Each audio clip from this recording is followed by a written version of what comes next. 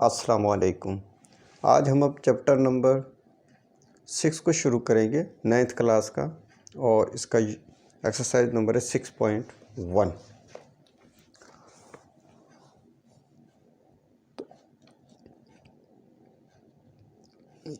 ये find the HCF of the following expressions.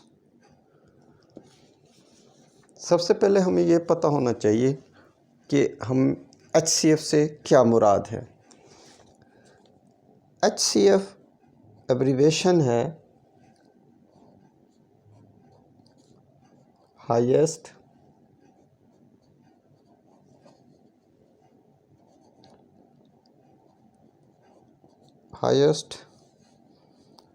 आगे common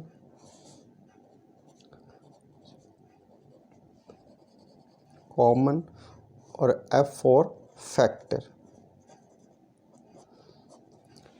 तो इस तरह हम अगर HCF हम निकालना चाह रहे हैं तो हमें इसके इनको दो तरीके से हम मालूम कर सकते हैं। नंबर वन है फैक्टराइजेशन के।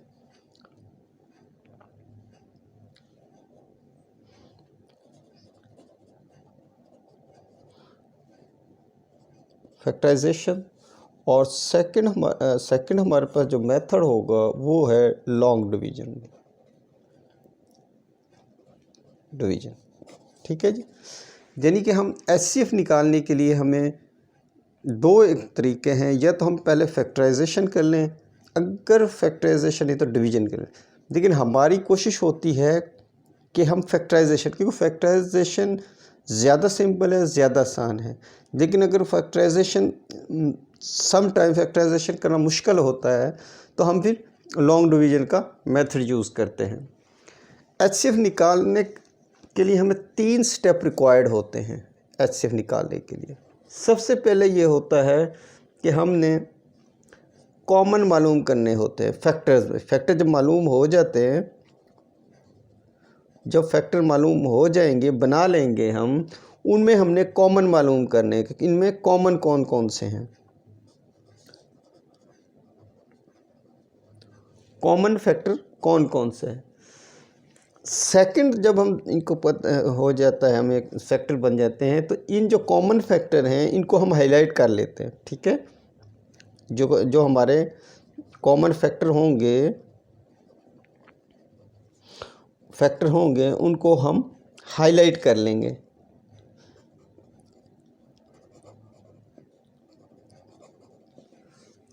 और उसके बाद इसके बाद जब हाईलाइट कर लेते हैं, थर्ड स्टेप ये होगा कि हम इनमें से जो हाईएस्ट फैक्टर होंगे, यानी कि जो फैक्टर होंगे और कॉमन होंगे, उन कॉमन्स में से हमने हाईएस्ट फैक्टर को,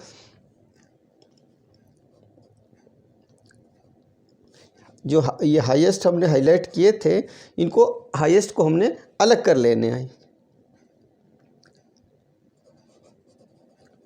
जो हाईएस्ट होंगे फैक्टर उनको हमने अलग करने। अब हम जब ये सवाल करेंगे तो मज़ीद हम आपको समझ आ जाएंगे।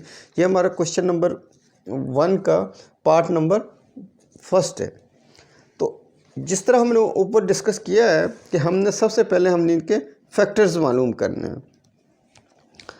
सबसे पहले हम इसको करते हैं जी, 339 x पावर 7 y क्यूब और z क्यूब। ठीक है। सबसे पहले हमने 39 के फैक्टर बनाने हमें आते हैं, नहीं आते तो हम सीख लेते हैं। अभी जस्ट 39 को लिखे और इसके फैक्टर बनाने शुरू करते हैं। ये देख 3 पे चला जाएगा, 3 1 ज़ा 3, 3 3 ज़ा 9। ठीक है जी। अब ये 13 किसी पर नहीं जाता, 13 पर ही जाएगा। ठीक है जी।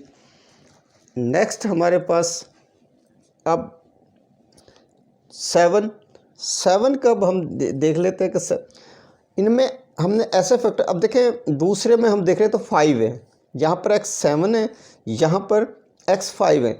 तो हम इसमें से x 5 अलग कर लेते हैं और बाकी सेपरेट कर लेते हैं, ताकि हमें कॉमन और फैक्टर बनाने में आसानी रहे।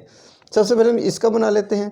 तो ये हमने कहा 3 × 13 इज इक्वल टू 39। ठीक है जी, इसके फैक्टर बन गए।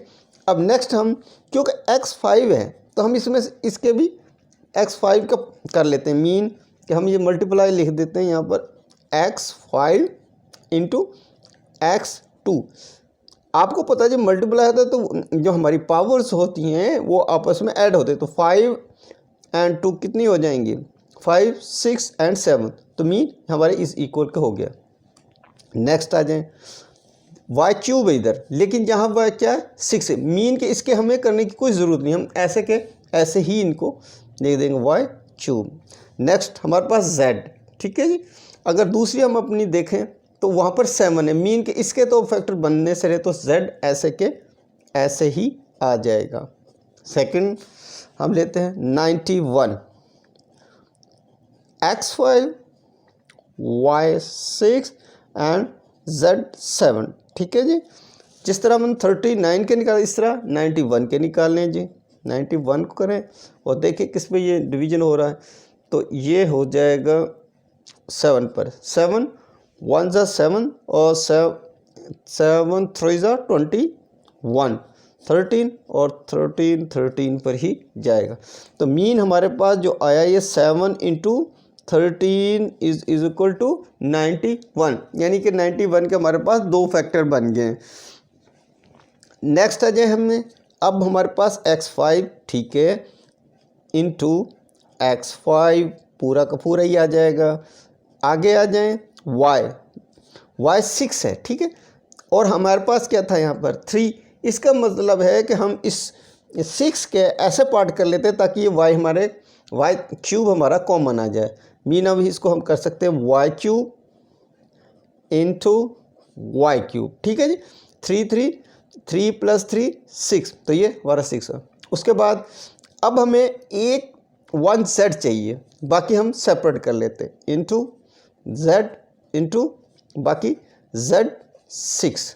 ठीक है जी, अब हम देखते हैं इस सारी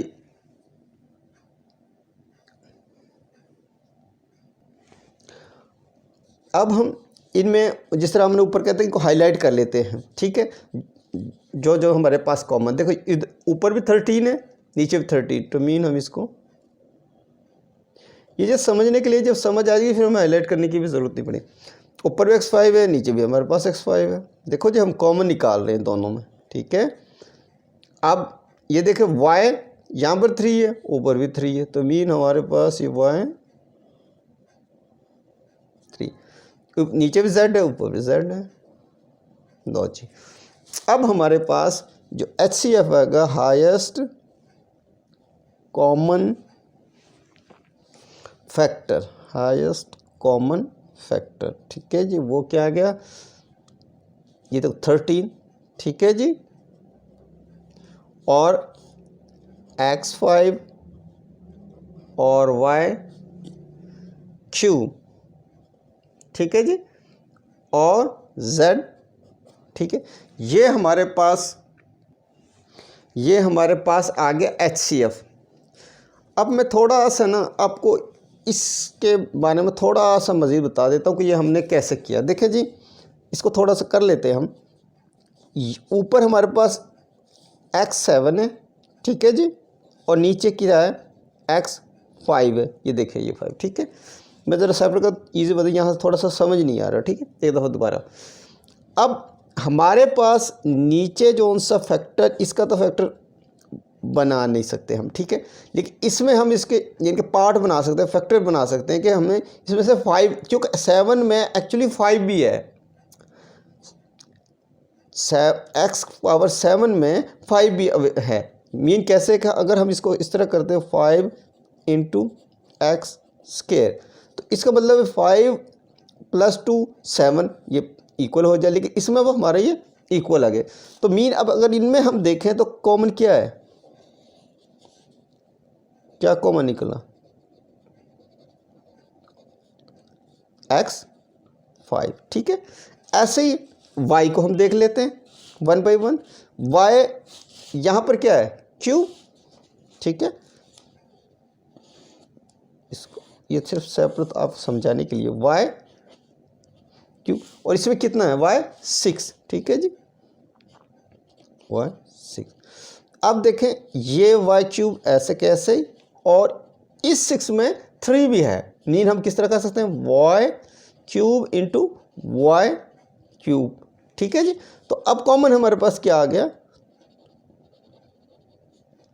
देखिए जी ये आ गया, ठीक है, y क्यूब, ठीक है। इसी तरह हम z को भी देख लेते हैं जी, ठीक है। z यहाँ क्या है z, और नीचे क्या था z 7, ठीक है जी। अब 7 में 1 है, ठीक है, तो z ये तो ऐसे के ऐसे आ जाएगा जिसकी पावर यानी कि जिसकी नहीं होती इसकी 1 होती है, तो इसका मतलब है कि यहाँ इसको हम अगर इस तरह लिख लें तो बात वही है कि 6 में 1 जमा होगा तो 7 बन जाएगा, और ये हमारे पास कॉमन आ जाएगा। तो मीन हमारे पास कॉमन किया गया सेट। तो यही हमें ऐसे ही हमने ये अपना सवाल निकाला है। उम्मीद है कि आपको ये समझ आ गया होगा। सेकंड हमारा क्वेश्चन नंबर 1 का पार्ट सेकंड है, अब उसको देखते हैं मज़ीद, हम इस इंशाल्लाह आपकी क्लियरिफिकेशन होगी कैसे हम HCF लेते हैं। जिस तरह हमने पहले पार्ट में किया था ऐसे ही हमने इसके फैक्टर बना लेने हैं। सबसे पहले हम 102 के बना लेते हैं जी, यहाँ मैं बना लेता हूँ साइड पे 102, ठीक है जी।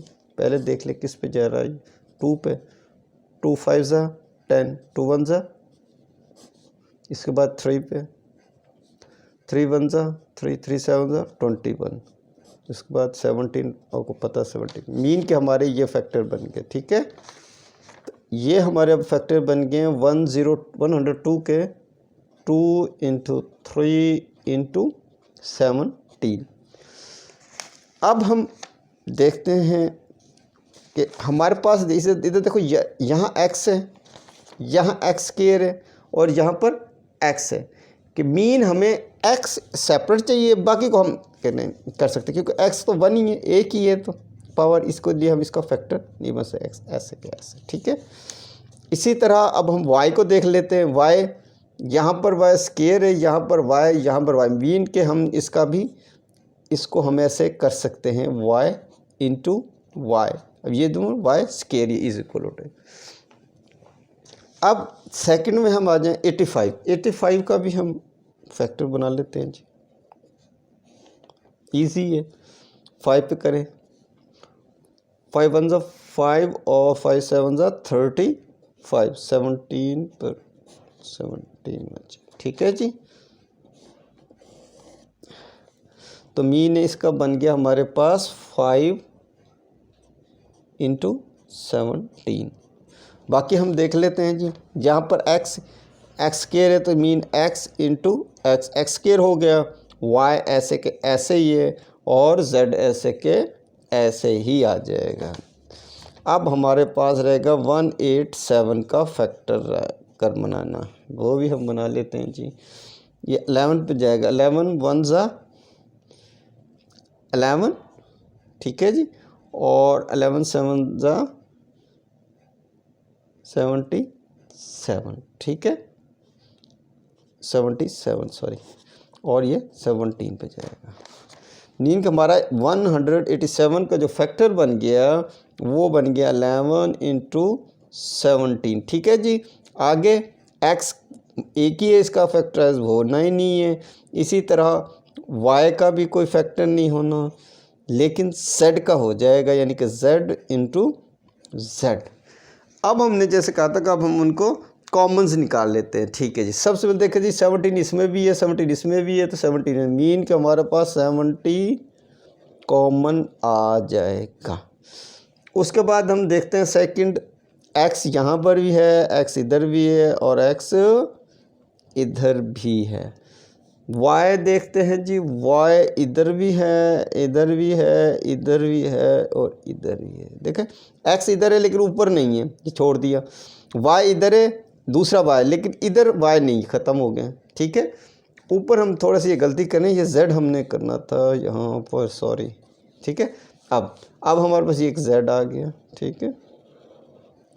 अब ये इधर तो है लेकिन ऊपर कोई नहीं है, ठीक है। तो मीन हमारा अब HCF क्या होगा, H हाईएस्ट कॉमन फैक्टर, ठीक है।